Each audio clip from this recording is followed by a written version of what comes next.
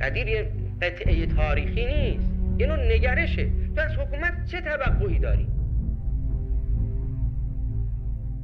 من بارها عرض کردم مسئله قدیر رو یا مسئله مهدی رو یا مسئله امامت رو تاریخی ازش گفتگو نکنی. قدیر یه قطعه تاریخی نیست، یه نوع نگرشه. تو از حکومت چه توقعی داری؟ اگر از حکومت در حد پاسداری و پرستاری بخوایی، یعنی این نگرشی که انسان متمدن و مترقی امروز دارد، از حکومتش خدمات میخواهد، تحصیلات عالیه میخواهد، امکانات رفاهی میخواهد، خدمات عظیم را میطلبد. اگر مادامی که در این حد تا هدف باشی و هدف داشته باشی، آنها به امامت نمیرسی.